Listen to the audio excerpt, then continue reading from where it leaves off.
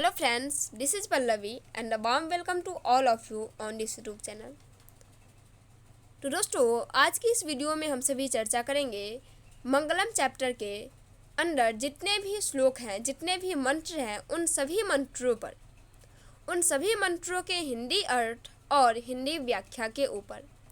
तो दोस्तों जैसा कि आप सभी जानते हैं, यदि आप क्लास 10 BACB बोर्ड के स्टूडेंट्स हैं तो आप सभी जानते हैं कि संस्कृत का फर्स्ट चैप्टर है मंगलम, जो कि 5 मंत्रों द्वारा संकलित एक चैप्टर है और ये सभी मंत्र उपनिषदों से ली गई हैं। तो दोस्तों आज हम सभी उन सभी श्लोकों का हिंदी अर्थ और हिंदी व्याख्या पर आज के इस सेशन में चर्चा करेंगे। उस सेशन को शुरू करने से पहले एक मोटिवेशनल कोट जो कि आप सबों के लिए है कि जिंदगी खेलती भी उसी के साथ है, जिंदगी खेलती भी उसी के साथ है जो खिलाड़ी बेहतरीन होता है।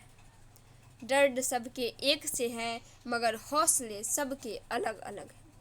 कोई हताश होके बिखर जाता है तो कोई संघर्ष करके निखर जाता है। जिंदगी खेलती भी उसी के साथ है जो खिलाड़ी बेहतरीन होता है। दर्द सबके एक से है मगर हौसले सबके अलग अलग हैं।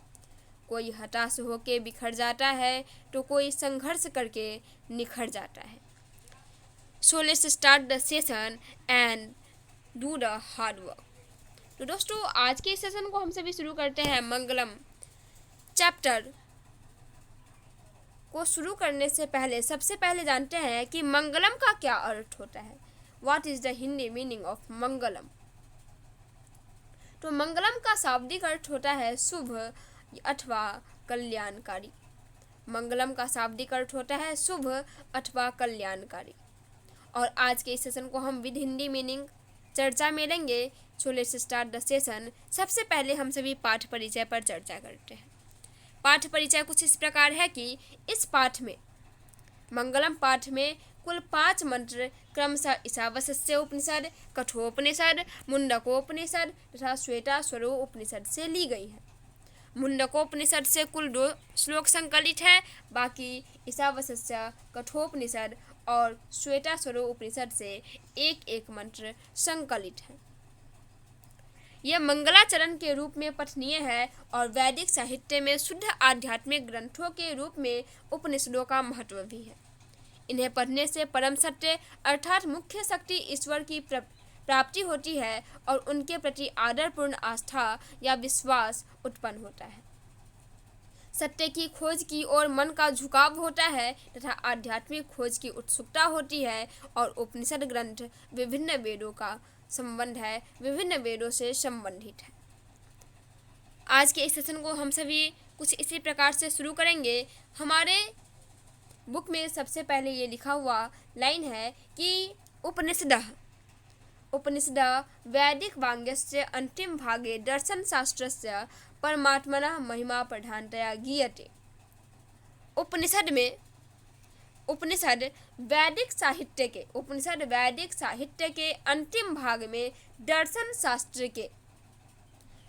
शास्त्र के जो सिद्धांत है उन सिद्धांतों को प्रकट किया गया है। और जितने भी महान पुरुष है, परमात्मा पुरुष है, वे सभी परमात्मा की महिमा की प्रधानता को जानते हैं और उसका गायन करते हैं। आगे है तेन परमात्मना जगत व्यापतम नुशासितम चास्ति सत एव सर्वेषां तमसा परम लक्ष्यम अस्मिना पाठे परमात्मा परा उपनिषदा पद्यात्मक 5 मंत्रा संकलितः सन्ति। मैं इस सेशन को शुरू करने के समय ही बोल चुकी हूँ कि इस चैप्टर में कुल कितने मंत्र संकलित है। तो इस चैप्टर में उपनिषदों से, कहाँ से? उपनिषदों से कुल 5 श्लोक लिए गए हैं। आज के इस सेशन को शुरू करते हैं। अब हम सभी, ये जो था हमारा आज का पाठ परिचय, अब हम सभी शुरू करते हैं उन हिंदी श्लोकों को, उन संस्कृत में दी गई श्लोकों को और उनके हिंदी मीनिंग्स के ऊपर।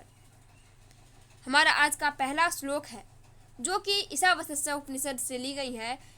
लिखा हुआ हिरण्यमयेन पात्रेण सत्यशापीतं मुखम तत्त्वं पुष्ण पावृणी सत्य धर्माय दृष्टया। मतलब कि जो सत्य का मुख है वो सोने के आवरण से ढका हुआ है। सत्य का मुख सोने के आवरण से, सोने के पात्र से सत्य का मुख ढका हुआ है। तत्वम पुस्तन पावरिणी सत्य धर्माय दृष्टया। और यदि हमें सत्य धर्म की प्राप्ति करनी है तो इस आवरण को हटाना पड़ेगा। यदि हम इसकी व्याख्या करें तो व्याख्या हम कुछ इस प्रकार से कर सकते हैं कि मंगलम पाठ से ये श्लोक संकलित है और ये ईशावास्य उपनिषद से संकलित है। इसमें सत्य के विषय में विद्वानों का, महापुरुषों का ऐसा मत है कि सांसारिक मोह माया के कारण विद्वान भी उस सत्य की प्राप्ति नहीं कर पाते हैं, क्योंकि सांसारिक चकाचौंध में वह सत्य इस प्रकार से इस सांसारिक चकाचौंध में ढक जाता है कि विद्वान पुरुष भी इसकी प्राप्ति नहीं कर पाते हैं और मनुष्य जीवन भर अनावश्यक रूप से भटकता रहता है। इसलिए ईश्वर से प्रार्थना की गई है कि हे प्रभु, उस माया से मन को हटा दो ताकि परमपिता परमेश्वर को मैं प्राप्त कर सकूं। यदि अर्थ पर चर्चा करें तो हे प्रभु, सत्य का मुख हिरण्यमयन पात्रेण सत्य सापीतम मुखम तत्वम पुस्तन पावरिणी सत्य धर्माय दृष्टया। अर्थात हे प्रभु, सत्य का मुख सोने के आवरण से ढका हुआ है। सत्य धर्म की प्राप्ति के लिए उस आवरण को हटा दीजिए। अब हम सभी अगले श्लोक पर चर्चा करते हैं, जो कि दूसरा श्लोक है और यह कठोपनिषद से ली गई है। यह कहाँ से ली गई है? तो यह कठोपनिषद से ली गई है और यह कुछ इस प्रकार है। अनोर्नियान महतो महियान आत्मस्य जंतो निहितम गुहायाम तम क्रतु पश्यति वीत शोको धातु प्रसादान महिमान मात्मन। अर्थात अणु से अणु, महीन से महीन, अणु से भी छोटा और महतो महियान, बड़ा से बड़ा, महान से महान, आत्मस्य आत्मा का, जंतु निहितम गुहायाम आत्मा का निवास जंतुओं की हृदय रूपी गुफा में होता है। अणु से अणु और महान से महान आत्मा का निवास जंतु के हृदय रूपी गुफा में होता है। और तम क्रतु पश्यति वीत शोको धातु प्रसादान महिमान मात्मन। और मंद बुद्धि वाला इंसान भी, कम पढ़ा लिखा इंसान भी परमात्मा की महानता को देखकर वीत शोक हो जाता है, शोक रहित हो जाता है। यदि हम इसके व्याख्या पर चर्चा करें तो इसकी व्याख्या हम कुछ इस प्रकार से कर सकते हैं, जो कि कुछ इस प्रकार है। प्रस्तुत श्लोक कठोपनिषद के द्वितीय मंत्र जो है वो कठोपनिषद से संकलित है और मंगलम पाठ से उद्धृत है। इसमें आत्मा के स्वरूप तथा निवास के विषय में बताया गया है। विद्वानों का ऐसा कहना है, महापुरुषों का ऐसा कहना है कि आत्मा मनुष्य के हृदय रूपी गुफा में सूक्ष्म से सूक्ष्म, छोटा से छोटा, अणु से भी छोटा और महान से भी महान रूप में विद्यमान है।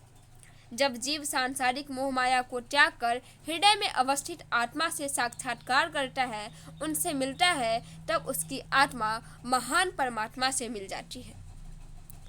और जितने भी जीव हैं और सभी जीव सांसारिक बंधनों से मुक्त हो जाता है। इसीलिए भक्त यह प्रार्थना करता है कि हे प्रभु, हमें उस अलौकिक प्रकाश से आलोकित करो कि हम शोक रहित होकर अपने आप को उस महान परमात्मा में एकाकार कर सके। अब हम सभी इसके हिंदी अर्थ पर चर्चा करते हैं, जो कि बहुत छोटे शब्दों में ली गई है, बहुत कम शब्दों से ली गई है, क्योंकि लघु उत्तरीय प्रश्न के रूप में यह 20 से 30 शब्दों में इसका आंसर देने को कहा जाता है। तो इसका आंसर राइटिंग हम कुछ इस प्रकार से कर सकते हैं कि मनुष्य के हृदय रूपी गुफा में अणु से भी छोटा और महान से महान आत्मा विद्यमान है और विद्वान शोक रहित होकर उस श्रेष्ठ परमात्मा को देखता है। अब हम सभी आगे चर्चा करते हैं तीसरे श्लोक पर। तीसरा श्लोक कुछ इस प्रकार है कि सत्यमेव जयते, सत्य की ही जीत होती है। और यह जो पद है, यह जो श्लोक है, वह मुंडकोपनिषद से ली गई है। सत्यमेव जयते, सत्य की ही जीत होती है, नान्यतम, ना कि झूठ की।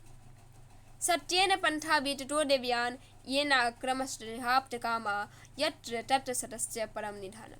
सत्य की ही जीत होती है, ना कि झूठ की। इसीलिए सत्य के महत्व पर प्रकाश डालने के लिए इस श्लोक को लिखा गया है, जिसका हिंदी अर्थ कुछ इस प्रकार से हम जान सकते हैं और लिख सकते हैं। सत्य की ही जीत होती है, झूठ की नहीं। सत्य से ही देवलोक का रास्ता प्रशस्त होता है, प्राप्त होता है। ऋषि लोग देवलोक को प्राप्त करने के लिए उस सत्य को प्राप्त करते हैं जहाँ सत्य का भंडार है, क्योंकि देवलोक का जो रास्ता है वो सत्य के मार्ग से ही प्रशस्त होता है, ना कि झूठ के मार्ग से। सत्यमेव जयते, सत्य की ही जीत होती है। यदि हमें इसका व्याख्या लिखने को कहा जाए तो व्याख्या हम कुछ इस प्रकार से लिख सकते हैं। सत्यमेव जयते अर्थात सत्य की ही जीत होती है। और व्याख्या लिखने की यदि बात हो तो मंगलम पाठ के तीसरे श्लोक से उद्धृत इस श्लोक के संदर्भ में विद्वानों का ऐसा मत है कि ऋषियों का ऐसा संदेश है, ऋषियों का ऐसा मत है कि संसार में सत्य की ही जीत होती है, असत्य अथवा झूठ की नहीं। तात्पर्य यह है कि ईश्वर की प्राप्ति सत्य की आराधना से हो सकती है, न कि सांसारिक विषय वासनाओं से और उनमें डूबे रहने से। संसार माया तथा ईश्वर सत्य है। संसार माया मोह से भरा हुआ है तथा ईश्वर सत्य है। अतः जीव जब तक उस सत्य का मार्ग का अनुसरण नहीं करता तब तक वह सांसारिक मोह माया में जकड़ा रहता है, और इसीलिए वह सत्य की प्राप्ति के लिए जीव को सांसारिक मोह माया से दूर रखने वाले भाव से कम करना चाहिए, क्योंकि सिर्फ ईश्वर ही सत्य है। इसके अतिरिक्त, इसके अलावा जितना भी है सब मोह माया है और सब कुछ असत्य है, और इस असत्य के रास्ते पर चलकर कभी भी देवलोक को प्राप्त नहीं किया जा सकता, परमात्मा से हमारी एकाकार नहीं हो सकती। अब हम सभी अगले श्लोक पर चर्चा करते हैं, जो कि चौथा श्लोक है, और यह भी मुंडकोपनिषद से ही ली गई है, जो कि कुछ इस प्रकार है। यथा नद्य सेन्द्यमाना समुद्रे अष्ट गच्छन्ति नाम रूपे विहाय। कहा जा रहा है कि जिस प्रकार नदियाँ समुद्र में जाकर के मिल जाती हैं, जिस प्रकार नदियाँ मिल जाती हैं समुद्र में गच्छन्ति, समुद्र में जाकर, और वह अपने नाम रूप को त्याग कर देती है, वह अपने नाम को त्याग कर देती है। जब नदियाँ समुद्र में जाकर मिल जाती हैं तो नदियाँ का क्या नाम है, इस पर कोई चर्चा नहीं होता। नदियाँ अपने नाम और रूप को त्याग करके, अपने अस्तित्व को त्याग करके समुद्र में जाकर के मिलती है। तथा विद्वान नाम रूपाद विमुक्त परात् परम पुरुषमुपैति दिव्यम। ठीक इसी प्रकार से जिनको दिव्यता प्राप्त करना है वे अपने नाम और रूप को त्याग करके परमात्मा में एकाकार हो जाए। यदि हम इसके हिंदी अर्थ पर चर्चा करें तो हिंदी अर्थ कुछ इस प्रकार से है। जिस प्रकार नदियाँ बहती हुई समुद्र में जा करके अपने नाम और रूप को छोड़ करके मिल जाती हैं, ठीक उसी प्रकार विद्वान अपने नाम और रूप का त्याग करके परमपिता परमेश्वर की प्राप्ति कर सकते हैं। यदि इसकी व्याख्या पर चर्चा की जाए तो इसकी व्याख्या कुछ इस प्रकार है। प्रस्तुत श्लोक मुंडकोपनिषद से संकलित तथा मंगलम पाठ से उद्धृत है। इसमें जीव और आत्मा के बीच संबंध की विवेचना की गई है, और ऋषियों का ऐसा कहना है कि जिस प्रकार बहती हुई नदियाँ समुद्र में मिल जाती है, ठीक उसी प्रकार विद्वान ईश्वर में अलौकिक प्रकाश में मिलकर जीव योनि से मुक्त हो जाता है। जीव तभी तक माया जाल में लिपटा रहता है जब तक उसे आत्मज्ञान नहीं होता। आत्मज्ञान होते ही जीव मुक्ति पा जाता है। अब हम सभी अगले श्लोक पर चर्चा करेंगे, जो कि हमारा अंतिम श्लोक होगा, और वह कुछ इस प्रकार से है कि वेदाहमेतम पुरुषम महांतम, वेदाहमेतम पुरुषम महांतम आदित्यवर्ण तमसा परस्तात् तमेव विद्धि त्वाति मृत्युमेति नान्य पंथा विद्यते अन्याय। इसका शाब्दिक अर्थ है कि मुझे ही महान पुरुष परमात्मा जानो, जो प्रकाश स्वरूप में अंधकार के आगे है। उसी को जानकर मृत्यु को प्राप्त किया जा सकता है, इसके अलावा कोई दूसरा मार्ग नहीं है।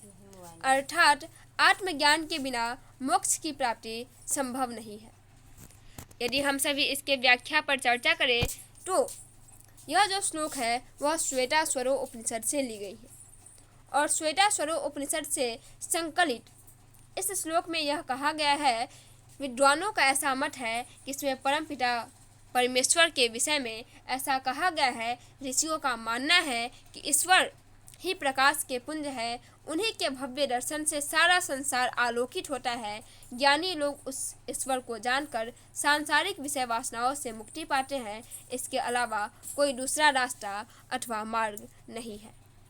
तो दोस्तों, कुछ इस प्रकार से आज का यह सेशन समाप्त होता है। हम फिर मिलेंगे अगले वीडियो में किसी नए टॉपिक के साथ। तब तक आप सभी अपना ध्यान रखें। Thanks for watching this video till and. Thank you so much. All the best.